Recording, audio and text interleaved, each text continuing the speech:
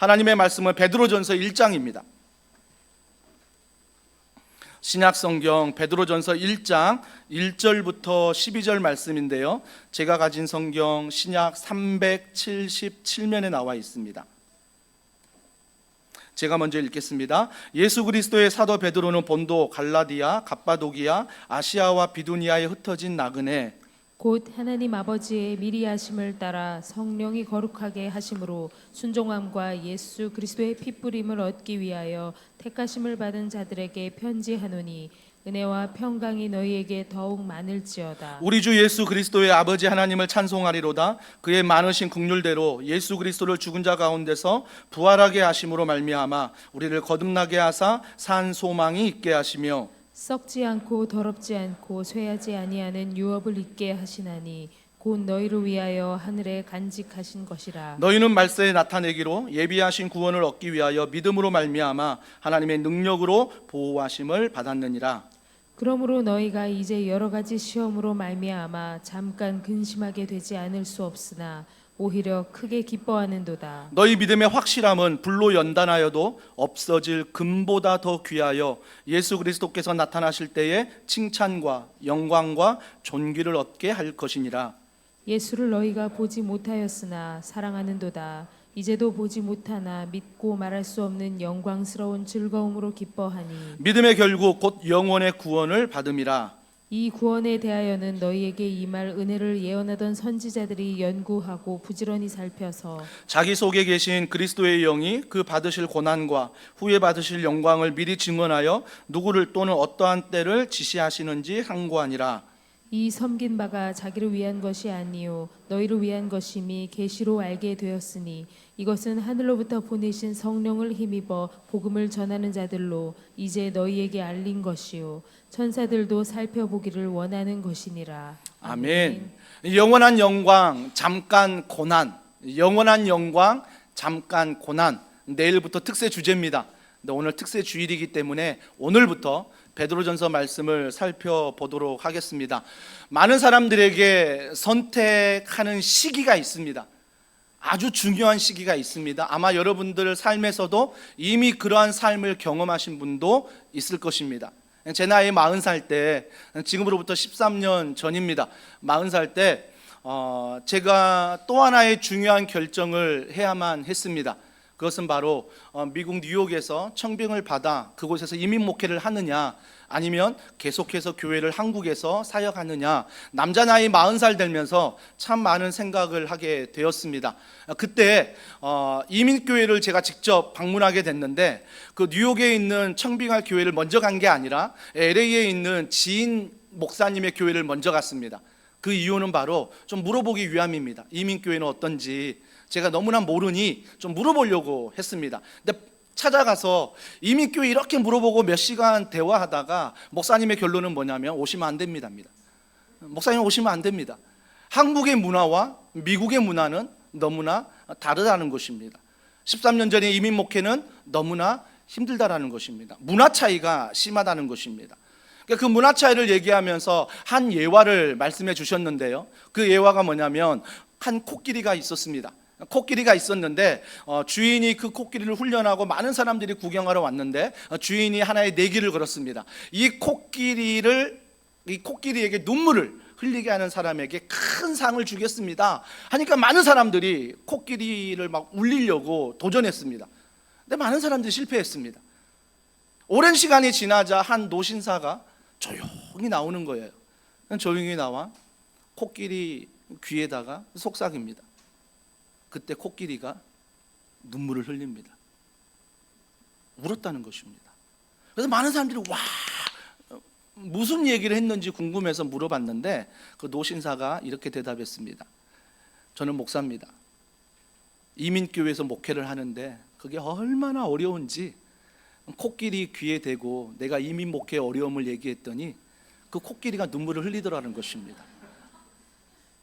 주인이 참 신기한 거예요. 주인이 다시 얘기합니다. 그렇다면 코끼리가 있는데 코끼리의 두 발을 들게 하는 사람에게는 더 큰 상을 주겠다.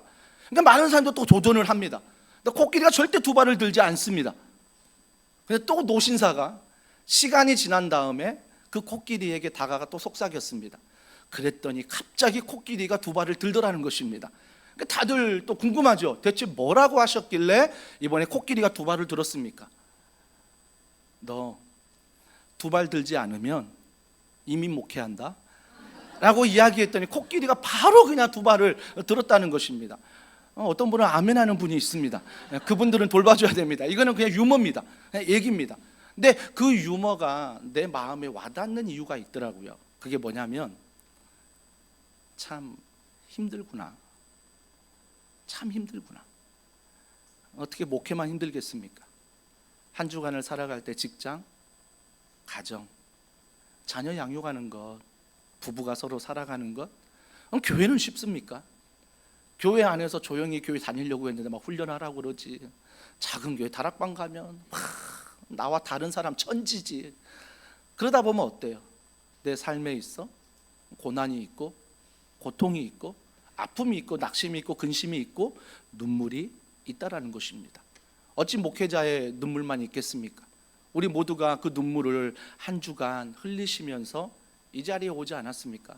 어떤 이들은 이 자리에 앉는 순간 눈물을 흘리십니다. 어떤 이들은 찬양하면서 그 십자가 보혈 앞에 눈물을 흘리기도 하십니다. 어떤 분은 말씀을 듣지만 찬양하지만 여전히 해결되지 않는 나의 고통과 나의 눈물과 나의 아픔을 가지고 예배하는 분들도 이 자리에 앉아 계신다라는 것입니다. 사랑하는 성도 여러분, 그래서 이번 한 주간 베드로전서 말씀을 통해서 우리가 말씀을 나누려 하는 것입니다. 영원한 영광, 잠깐 고난이라는 제목입니다. 오늘 베드로전서는 베드로가 기록했죠. 많은 학자들이 AD 63년 말이라고 얘기합니다. 64년까지 얘기합니다. 정확하지 않지만 아마 그쯤에 이 베드로가 베드로전서를 기록했을 것이다 라고 말을 합니다. 그런데 이 베드로전서를 기록할 때 그때 상황에 대해서 좀 우리가 이해할 필요가 있습니다. 먼저 우리가 궁금한 것은 그때 상황에 큰 화재 사건이 일어납니다. AD 64년에 일어나죠. 로마 대화재였습니다. 지금도 대화재하면 3대 대화재가 있습니다. 일본에서 일어난 것, 런던에서 일어난 것, 또 하나가 바로 로마에서 일어난 대화재가 지금까지 3대 화재로 유명합니다. 근데 화재가 일어났는데 그 큰 화재 중에 14개 도시 중에 10개 도시가 다 불타버렸습니다. 엄청난 화재였죠.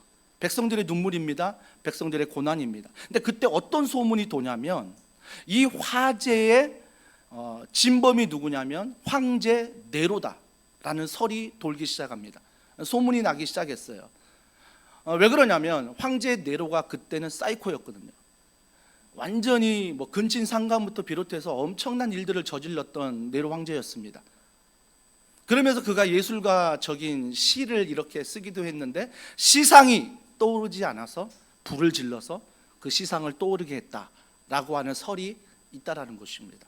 그러자 그게 소문이고 설이지만 네로에게는 압박감입니다. 네로에게는 압박감인 거, 정치적으로. 그래서 네로가 그 모든 대화재의 원인을 누구에게 돌리냐면 기독교인에게 돌립니다. 기독교인들이 이 화재를 일으켰다.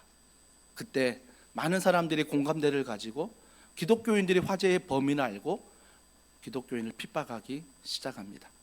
무려 그 핍박의 기간이 250년 핍박을 받습니다.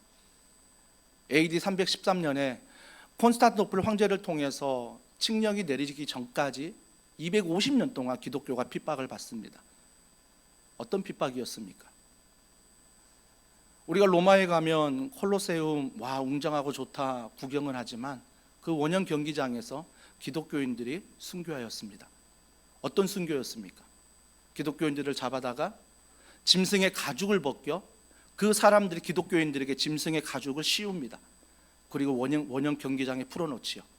그러면 사자나 다른 짐승들이 그 사람이 쓴 그 탈을 짐승으로 알고 잡아 죽였다는 것입니다.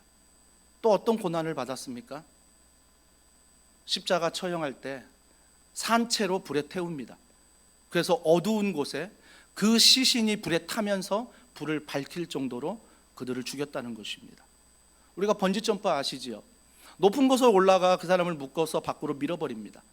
그래서 그 밧줄의 반동을 통해 그 사람이 땅에 부딪히고 또 부딪히고 또 부딪히고 또 부딪히게 해서 사람을 죽이기까지 했습니다.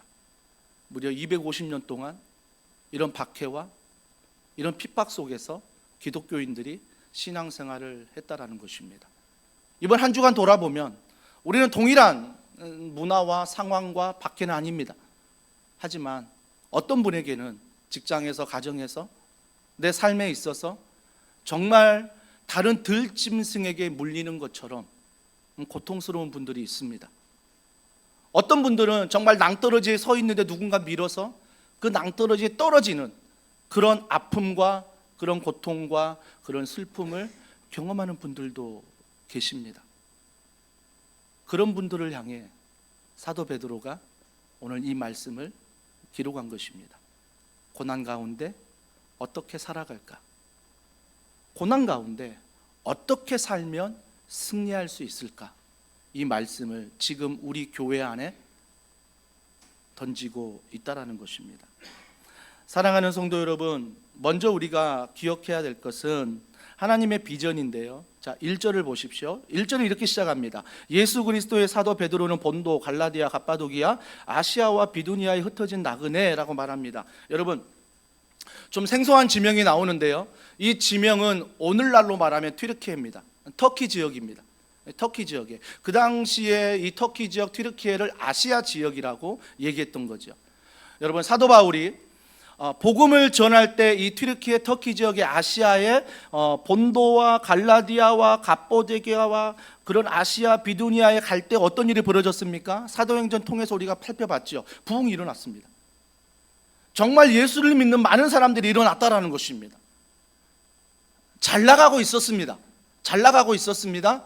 근데 그때 성령 하나님이 환상을 보여주십니다. 사도 바울에게. 그 환상이 뭐냐면, 자, 사도행전 16장 10절입니다. 다 같이 읽습니다. 시작.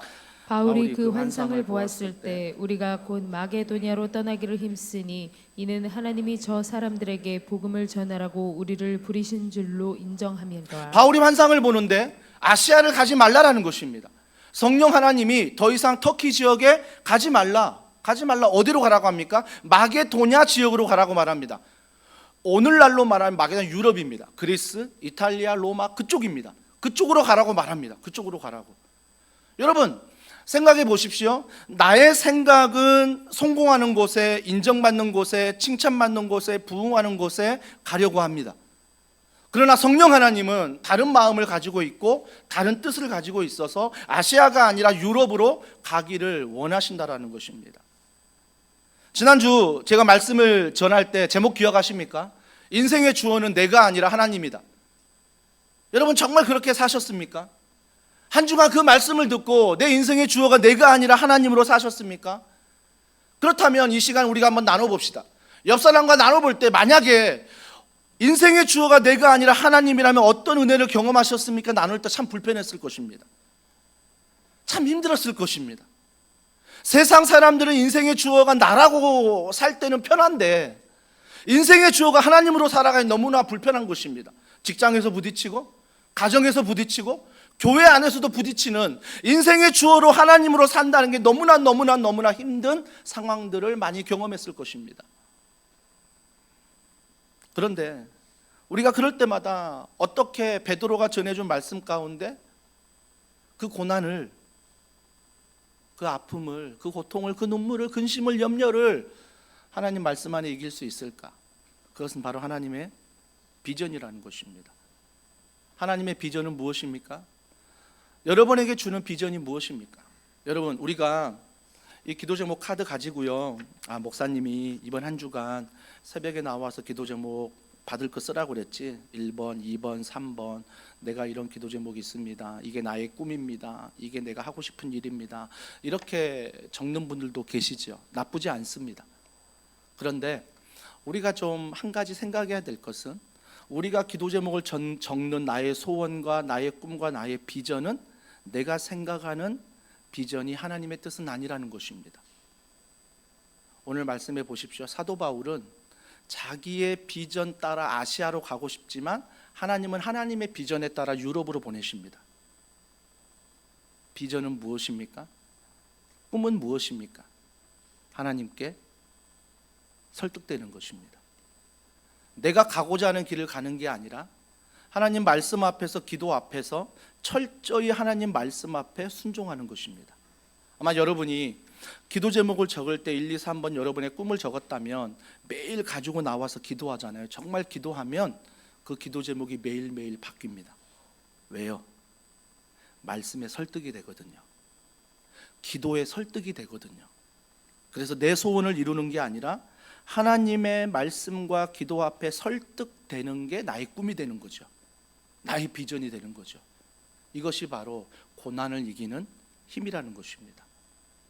또 한 가지 우리가 반드시 기억할 것은 갈라디아서 2장 8절입니다. 다 같이 읽습니다. 시작. 베드로에게 역사하사 그를 할례자의 사도로 삼으시니가 또한 내게 역사하사 나를 이방인의 사도로 삼으셨느니라. 여러분, 베드로의 역할이 있고요, 사도 바울의 역할이 있다라는 것입니다. 그래, 너가 하나님의 비전을 받았지? 그러면 베드로의 역할이 있고 사도 바울의 역할이 있다는 거예요. 오늘 갈라디아서 2장 8절 읽었는데요, 베드로에게 어떤 사명입니까? 할례자의 사도로 삼았다는 것입니다. 할례자는 누굽니까? 유대인들입니다. 하나님을 믿는 자들입니다. 그 사람들에게 복음을 전하라고 베드로를 삼았다는 것입니다. 근데 사도 바울은 무엇입니까? 갈라디아서 2장 8절 하반절에 보니까 나를 이방인의 사도로 삼으셨다. 예수를 알지 못하는 그들에게 복음을 증거하라고 삼으셨다라는 것입니다. 그러면 하나님의 비전 앞에, 꿈 앞에 내가 설득되어 내가 하나님의 일을 감당하는데 어떤 사람은 베드로의 사명, 어떤 사람은 사도 바울의 사명이 있다라는 것입니다. 이게 다르다는 것입니다. 그러니까 각자의 사명이 다 모두에게 주어져 있다라는 것입니다. 우리가 이거 잊지 말아야 됩니다. 그리고 누가복음 22장 32절 베드로의 사명을 얘기하면서 주님이 이렇게 말씀하십니다. 다 같이 읽습니다. 시작. 그러나 내가 너를 위하여 내 믿음이 떨어지지 않기를 기도하였노니 너는 돌이킨 후에 내 형제를 굳게 하라. 내 믿음이 떨어지지 않기를, 뭘 염려하는 거죠? 베드로가 주님 3번 부인하잖아요. 내 믿음이 떨어지지 않기를 내가 기도한다. 내가 기도한다. 그리고 뒤에 뭐라고 말해요? 내 형제를 굳게 하라. 할례 받은 유대인들, 하나님을 믿는 그들을 뭐예요? 굳게 하라. 믿음의 굳건히 세워라. 이게 너 베드로의 사명이다, 꿈이다, 비전이다 말씀하신 것입니다. 우리가 잘 아는 말씀입니다. 요한복음 21장 17절입니다. 다 같이 읽습니다. 세 번째 이르시되 요한의 아들 시몬아 네가 나를 사랑하느냐 하시니 주께서 세 번째 내가 나를 사랑하느냐 하심으로 베드로가 근심하여 이르되 주님 모든 것을 아시오매 내가 주님을 사랑하는 줄을 주님께서 아시나이다. 예수께서 이르시되 내 양을 먹이라. 너무나 잘 아는 본문입니다. 근데 문맥을 보면 이 앞에 뭐가 나옵니까? 예수님이 돌아가십니다. 예수님이 십자가에 죽으십니다. 제자의 입장에서 한번 생각해 보자고요. 충격입니다. 하나님이라고 여겼고 하나님이라고 믿고 따랐던 그 예수님이 십자가에 죽으셨다는 것입니다. 제자들은 굉장히 충격입니다. 근데 그 충격에 있어서 제자들은 흩어졌죠. 흩어졌는데 사도 베드로가 어디로 갔습니까? 자기 자리로 갔습니다. 자기 자리가 어디입니까? 어부. 주님의 제자가 아니라 이제는 예수님이 죽으셨으니 내 일상으로 돌아가야겠다 생각하고 바닷가로 가서 고기를 잡으러 갑니다. 고기를 잡으러 가는 그 발걸음, 다시 일상으로 돌아가는 발걸음 느껴지십니까? 낙심이 되고 절망이 되고 어떻게 하지 이제? 근심과 염려가 있지 않겠습니까? 우리와 똑같습니다. 직장과 가정 안에서 낙심이 되고 근심이 되는 일들, 또 그 현장으로 돌아가야 되는, 또 내일이면 출근해야 되는 그런 상황과 거의 다를 게 없다라는 것입니다. 그런데 그런 자리에서 누구보다 직업이 어부인 베드로가 그날 가서 고기를 잡는데 말씀해 보니까 한 마리도 잡지 못합니다. 더 비참하지 않을까요? 고기라도 좀 잡히지. 지금 내 이 허전하고 고난과 고통과 눈물과 근심과 염려, 이 모든 마음을 고기라도 잡힌다면 좀 채워줄 줄 알았는데 고기 한 마리도 잡지 못합니다. 우리의 인생도 그렇지 않습니까? 그때 주님이 찾아오십니다. 그때 주님이 찾아오세요. 주님이. 내 양을 먹이라, 내 양을 치라. 사랑에 대해서 말씀하십니다. 사랑하는 성도 여러분, 고난을 당할 때 참 많이 힘들죠. 참 많이 어렵지요. 하지만 기억하십시오. 하나님의 꿈이 나에게 있다는 것, 하나님의 비전이 나에게 있다는 것, 이 사실을 반드시 기억해야 한다라는 것입니다. 그런데 하나님의 꿈과 비전이 있는데 그러면 나의 정체성이 뭐냐가 중요합니다. 1절은 이렇게 말합니다. 하반절에 보세요. 흩어진 나그네다. 나의 정체성이에요. 흩어진 나그네. 영어로 디아스포라입니다. 디아스포라, 흩어진 나그네. 근데 이 디아스포라를요, 두 단어입니다. 합성어로 나와 있는데 뿌려서 흩다, 뿌려서 흩다라는 그런 의미가 있다라는 것입니다. 그러면 뿌려서 흩다는 것은 누군가가 뿌렸다는 것입니다. 누군가가 흩었다는 것입니다. 그러니까 흩어진 1절에 흩어진 나그네는 누군가를 통해서 흩어진 것입니다. 그러면 흩어진 나그네는 목적이 있습니다. 사명이 있습니다. 방향이 있습니다. 근거가 있습니다. 흩은 그 대상이 있다라는 것입니다. 나그네는 어떻습니까? 나그네는요, 정처 없이 살아가는 것입니다. 최희준 씨의 노래 알지 않습니까? 많은 세대가 또 모르시나요? 인생은 나그네 길. 아마 민들레 홀씨처럼 되지 않겠습니까? 민들레 홀씨가 바람이 부는 대로 가지 않습니까? 정처 없이 가지 않습니까? 여러분, 우리의 정체성은 나그네가 아닙니다. 방향이 없고 목적이 없고 사명이 없고 근거가 없고 대상이 없는 게 아니라 주님은 반드시 말씀하십니다. 너희는 나그네가 아니라 흩어진 나그네다. 흩어진 나그네로 너는 사명이 있고 목적이 있고 너에게 분명한 삶의 이유가 있다라는 것입니다. 그래서 우리는 흩어진 나그네다라고 성경이 이야기를 하는 것입니다. 사랑하는 성도 여러분, 우리가 인생을 살아가면서 정말 디아스포라가 아니라 아나스포라로 살아가신 분들이 많습니다. 디아스포라는 하나님이 주신 흩어짐이 있다면, 아나스포라는 흩어지지 않으려고 내가 하나 되려고 하고 내가 주인 되려고 하고 우리끼리 모이려고 하는 그 성향입니다. 그게 창세기 11장 아닙니까? 바벨탑 사건. 그들이 왜 바벨탑을 쌓습니까? 이유는 하나입니다. 내 이름을 내고자, 유명해지고자, 인기 얻고자. 그래서 바벨탑을 쌓는다라는 것입니다. 그 바벨탑을 쌓을 때 그들은 절대 흩어지지 않으리라 생각했습니다.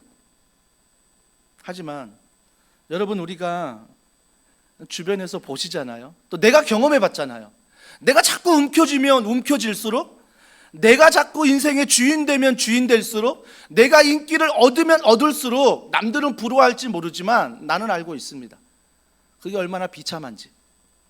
내가 그걸 얻기 위해서 누군가에게 거짓말을 해야 됩니다. 내가 그걸 얻기 위해 누군가의 모든 걸 짓밟아야 되는 것입니다. 그러니까 철저히 이기적인 사람이 되지 않는 한 그 자리 바벨탑을 끝까지 쌓아갈 수 없다라는 것입니다. 이것만큼 비참한 인생 어디 있습니까? 그래서 돈은 가지고 있지만, 건강은 가지고 있지만, 바벨탑은 쌓았지만 늘 두려운 것입니다. 늘 누군가 싸워야 되고, 늘 누구와 경쟁해야 되고, 늘 누구와 비교해야 되는 그런 세상 속에 우리가 살아가지 않습니까? 하지만 주님은 우리에게 아나스포라가 아니라 디아스포라라고 말씀하십니다. 내가 너를 보내었다. 내가 너를 흩었다라는 것입니다. 내가 너를 뿌렸다는 것입니다. 그러면 우리가 일주일 동안 직장에서, 가정에서, 교회에서 나그네처럼 고난과 고통과 눈물과 낙심과 염려로 살아갔는데, 이제는 깨닫는 것입니다. 이 자리에 있는 고난과 고통과 눈물과 근심과 염려가 그냥 나 중심에 있어서 비전이 아니라 하나님이 나에게 허락하신 자리이구나. 내가 흩어진 나그네로서 지금 학교에 있는 거구나, 직장에 있는 거구나, 교회에 있는 거구나, 내가 그 자리에서 지금 헌신하고 있는 거구나 알아간다라는 것입니다. 그래서 우리는 어떤 고난이 있을지라도 그 고난이 나에게 잠깐일 수밖에 없는 이유는, 고난이 없다는 게 아닙니다. 그 고난이 잠깐일 수 있는 이유는 바로 내가 흩어진 나그네의 정체성을 가지고 있을 때입니다. 세상과 감싸란 거 아니에요. 주님이 세상으로 우리를 보내셨습니다. 그래서 이번 한 주부터 내일부터 또 직장에 가시잖아요. 또 가정을 책임지셔야 되잖아요. 또 교회 안에서 사역도 감당하셔야 되잖아요. 반드시 기억해야 될 것은 하나님이 이 꿈을 비전을 나에게 허락하셨으며 또 한 가지 뭐예요? 나는 나그네가 아니라 흩어진 나그네, 아나스포라가 아니라 디아스포라임을 우리가 날마다 내 정체성 안에서 기억해야 된다는 것입니다. 그러면서 우리가 이런 정체성, 흩어진 나그네였구나, 하나님이 주신 꿈을 가지고 살 때 어떤 일이 있냐면, 자, 3절에 보십시오. 3절에 이런 일이 벌어집니다. 우리 주 예수 그리스도의 아버지 하나님을 찬송하리로다. 그의 많으신 긍휼대로 예수 그리스도를 죽은 자 가운데서 부활하게 하심으로 말미암아 우리를 거듭나게 하사 산 소망이 있게 하시며. 여러분, 하나님의 꿈은, 하나님이 이 학교에 나를 보내셨다, 이 직장에 보내셨다, 이 교회에 보내셨다, 하나님이 지금 나를 흩어진 나그네로 삼으셨다라고 할 때 그 모든 고난과 고통과 눈물과 염려와 근심이 있지만 그걸 이길 수 있는, 이미 3절에 보니까 중요한 단어 마지막에 뭐라고 나옵니까? 산 소망이 있게 하셨다. 산 소망이 있게 하셨다라는 것입니다.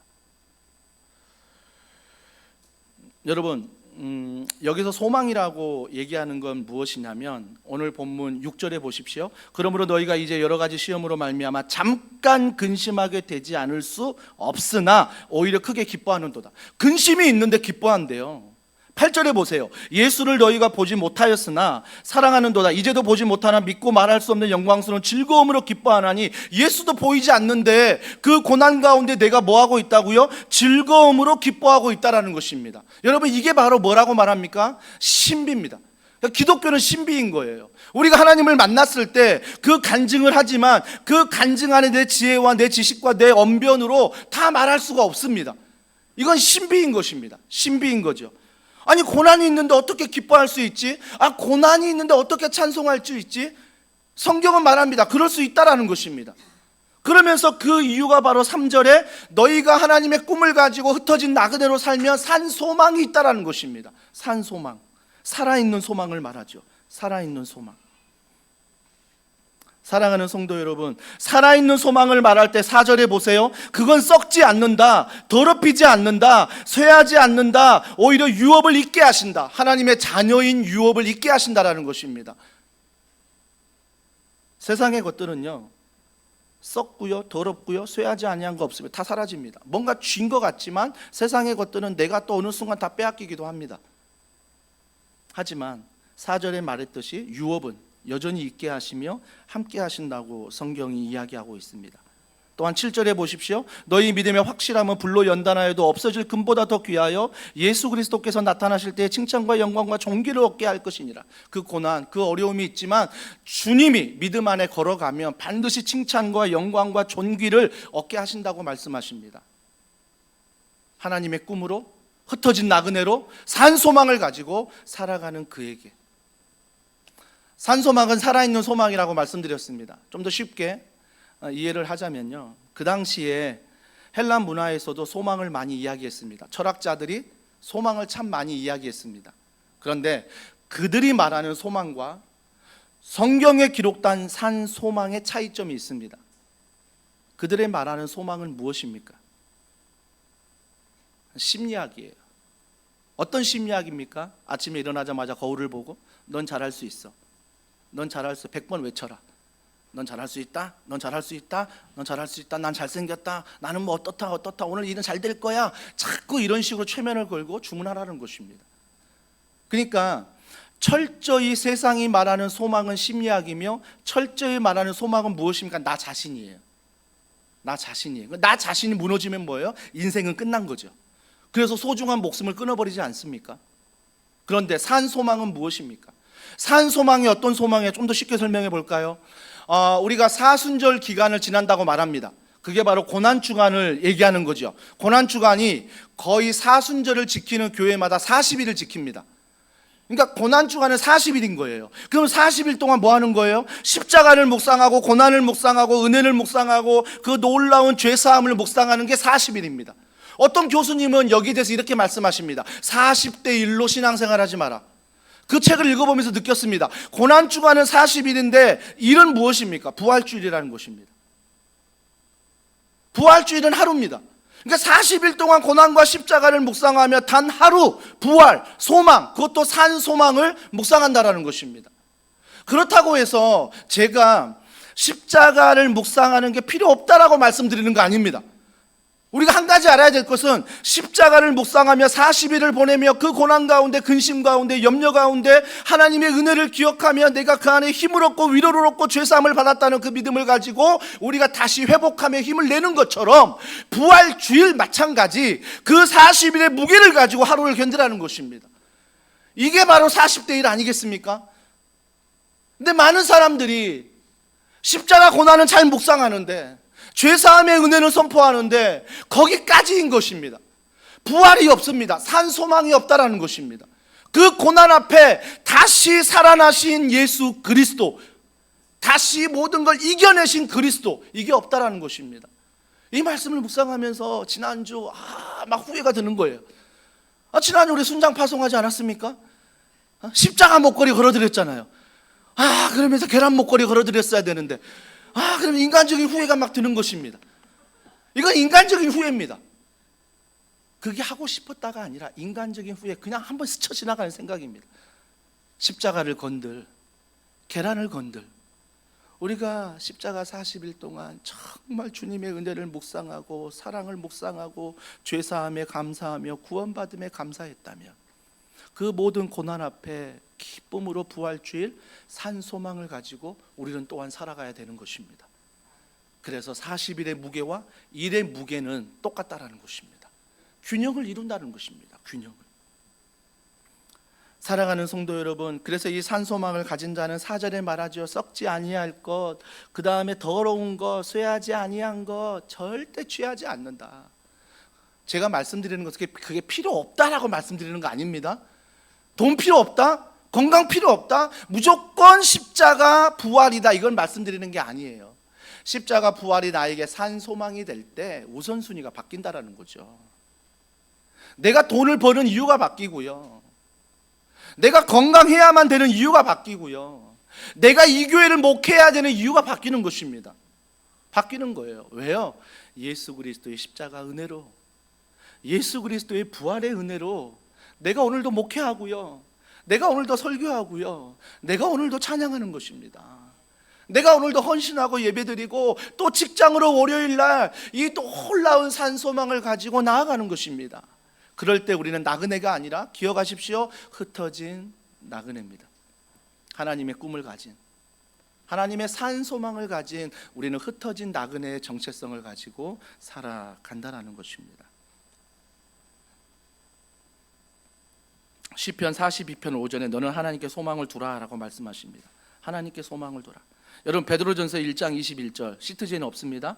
성경책 보시면 베드로전서 1장 21절 보십시오. 너희는 그를 죽은 자 가운데서 살리시고 영광을 주신 하나님을 그리스도로 말미암아 믿는 자니 너희 믿음과 소망이 하나님께 있게 하셨느니라. 너희 믿음과 소망이 나에게만 있는 게 아니라, 아나스포라가 아니라 너희 믿음과 소망이 디아스포라, 그걸 나에게 허락하신 하나님께 있음을 고백하며 살라라는 것입니다. 여러분, 자꾸 세상의 소망을 가지고 살면요, 거울 보고 난 잘할 수 있어, 난 잘 될 수 있어, 괜찮아, 난 잘할 수 있잖아, 이건요 내 자신만 믿는 거고, 어떠한 소망과 어떠한 대상과 어떤 많은 것들이 없는 아나스포라의 행동입니다. 조엘 오스틴한 목사님이 계십니다. 그 목사님이 긍정의 힘이라는 책을 썼는데요, 그 책이 굉장히 베스트셀러가 오래전에 됐습니다. 꽤 두꺼운 책인데 제가 그 책을 이렇게 읽으면서 그 목사님이 주장하는 건 긍정의 힘, 소망입니다. 너 자신을 믿어라. 그리고 너 자신을 선포해라. 난 할 수 있다, 난 할 수 있다. 하루에 100번씩 막 선포해라. 거울 보면서 막. 누구를 만나든 난 할 수 있다, 난 할 수 있다, 난 할 수 있다, 계속 선포하라는 것입니다.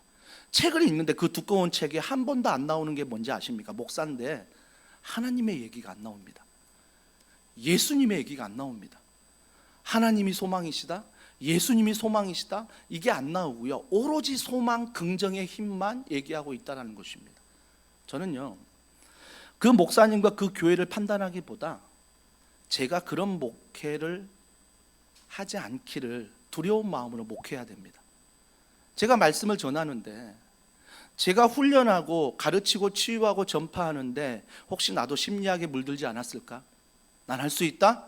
그러면 두 주먹 불끈 쥐고 내일 할 수 있다? 내일 좋은 일 있을 거야? 거울 보면서 선포하는, 하나님을 믿는다 하면서도 여전히 그런 소망만 가지고 있는 사람 아닐까? 그럼 우리에게 없는 건 무엇입니까? 산 소망이 없는 것입니다.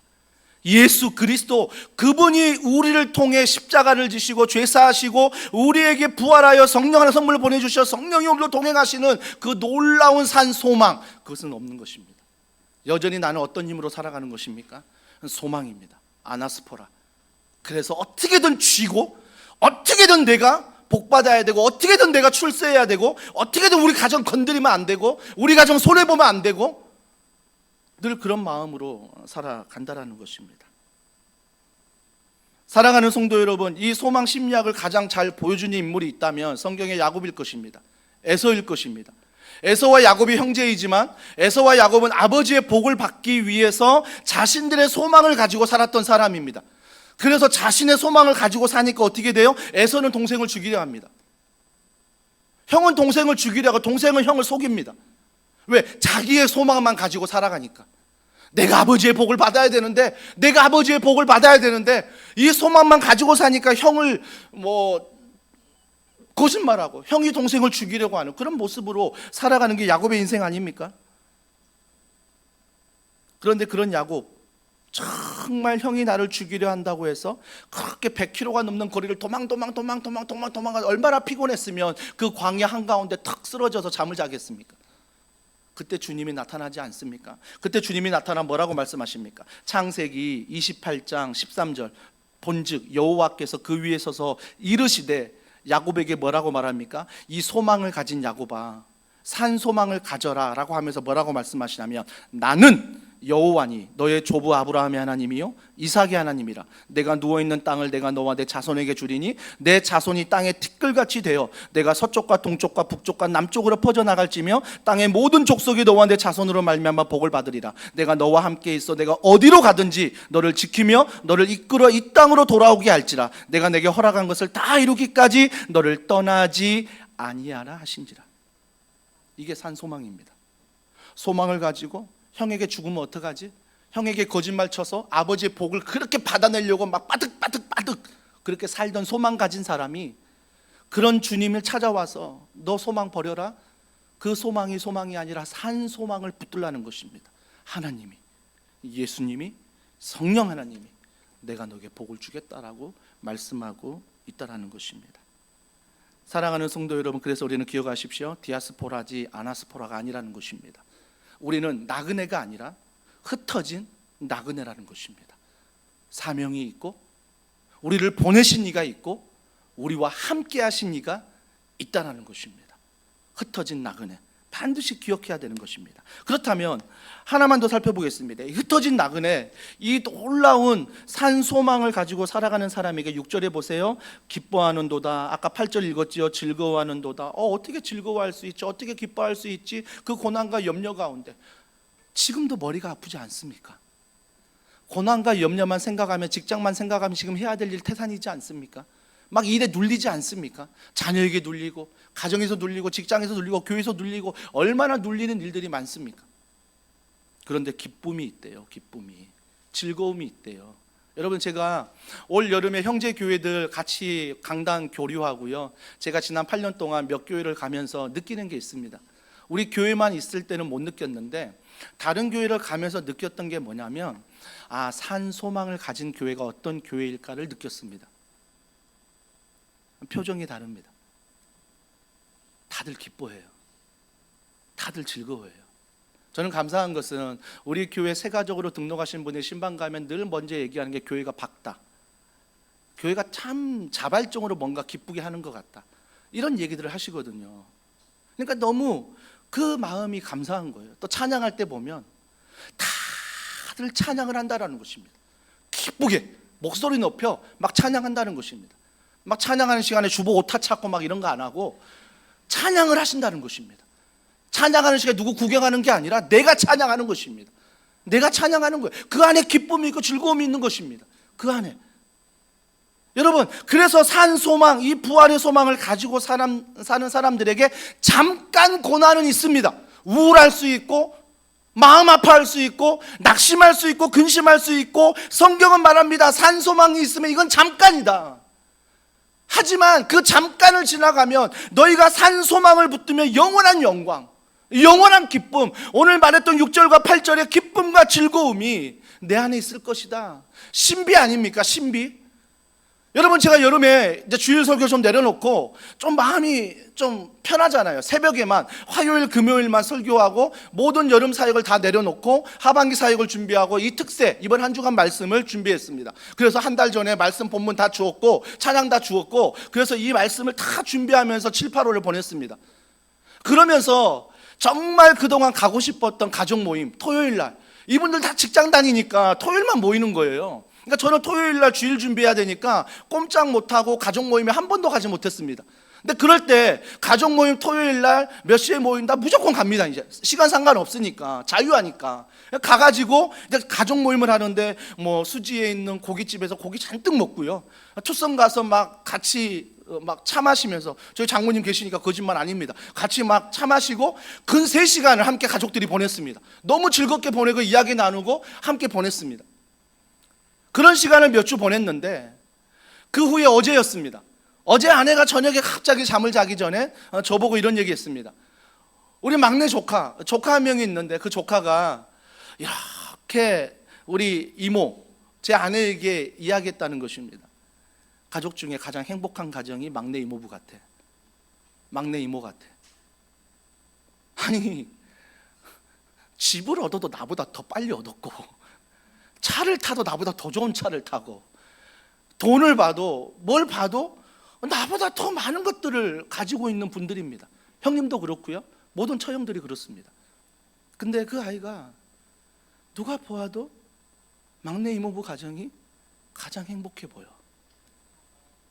그 비밀이 뭐겠습니까? 다른 거 있겠습니까? 물질로 승부하겠습니까? 무언가 다른 걸로 세상적으로 승부하겠습니까? 좋은 차, 좋은 아파트? 여러분, 그걸로 승부한들 승부가 나겠습니까? 끝도 없지 않습니까? 50평 얻어서 승리한 것 같지만 80평 보면 또 쭈그러들고, TV 보십시오, 벌써 96평 나왔습니다. TV 점점 커집니다. 세상으로 뭔가 싸움이 이길 것 같습니까? 내가 가지고 있는 게 무엇입니까? 유일한 무기는 산소망입니다. 내가 하나님의 꿈에, 내가 흩어진 나그네, 아나스포라가 아니라 디아스포라로 살아가는 나. 그래서 어떤 사례비를 받든 어떤 물질을 내가 갖든 그 안에서 쓸 수 있는 것을 배우고 그 안에서 감사하며, 교회 성도들도 다른 성도들과 막 다른 교회 비교해서 막 내가 막 가르치는 게 아니라 우리 안에 부어진 성도들이 감사하며 우리 안에서 하나님의 산소망을 가지고 예배하며 걸어가는 것, 그 안에서 우리 안에 기쁨이 있지 않겠습니까? 우리 안에 즐거움이 있지 않겠습니까? 여전히 고난이요, 여전히 내 안에 근심과 염려는 있습니다. 떠나질 않습니다. 하지만 우리가 산 소망을 붙들 때 하나님이 우리의 소망이 아니라 하나님의 소망으로 살게 하신다는 것입니다. 사랑하는 성도 여러분, 뒤에 제가 말씀을 다 인용한 거 있지 않았지만 기억하십시오. 성격이 밝아 기쁜 거 아니에요. 저 사람이 넉살이 좋아서 기쁜 게 아니에요. 산소망이에요. 산소망이 있을 때 나그네처럼 살아가는 세상에서 기뻐할 수 있고 즐거워할 수 있습니다. 이번 한 주간 이러한 은혜, 또 특세에 나올 때마다 내가 소망이 아닌 산소망을 붙들고 이번 한 주간 나아가는 우리 모두가 되길 주님의 이름으로 축복합니다. 우리 이 말씀 기억하며 이 찬양 주님 앞에 올려드립니다. 주는 완전합니다. 주여 우린 연약합니다. 주여 오늘도 우리는 힘겨워합니다. 우리 이 찬양 주님 앞에 고백하며 찬양합니다.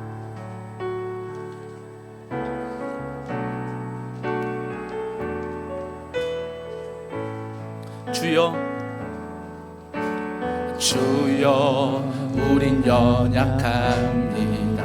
우린 오늘을 힘겨워합니다.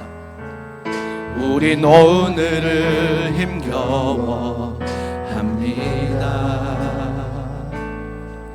주 뜻 이루며 살기에 부족합니다. 우린 연약합니다. 주여 우린 넘어집니다. 주여 우린 넘어집니다. 오늘 하루 또 실수합니다. 우리가 바라는 것 주의 긍휼을 구하는 죄 바라보십시오. 우린 주만 바라봅니다.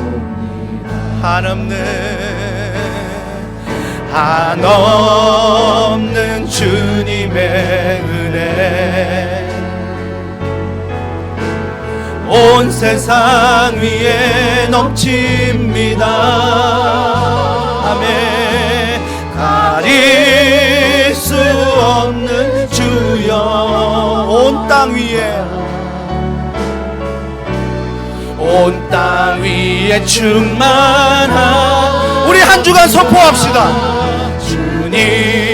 주님만이 길이오니 이번 한 주간 우리 그 길 따라갑니다. 믿음으로 선포합니다. 그날에 우리 이룰 주는 완전합니다. 주는 완전 나의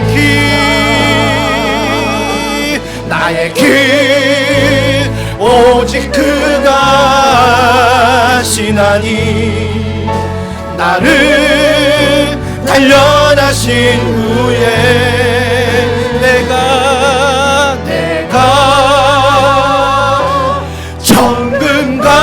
정금같이 나오 한 번 더 믿음으로 선포합시다. 나의 길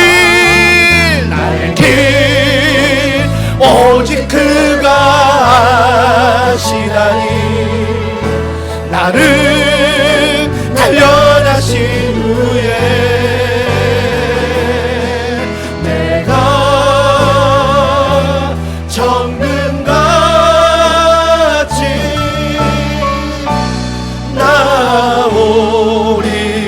나오리라. 우리 이 시간에 기도할 때 말씀 안에 뭐가 불편하십니까? 그 불편한 걸 가지고 나의 하나님이여 모든 상황이 다르고 고통이 다르고 아픔이 다르지만 이번 한 주간 하나님 안에서 산 소망을 갖게 하여 주시옵소서. 그냥 나그네가 아니라 흩어진 나그네로 살게 하시고 주님이 주신 꿈을 가지고 직장과 가정과 교회 안에서 우리가 달려갈 수 있도록 주여 산 소망이 되어 주시옵소서. 예수 그리스도 말씀 안에 걸어가게 하여 주시옵소서. 우리 시간 간절한 마음으로 기도하시며 나아가겠습니다. 하나님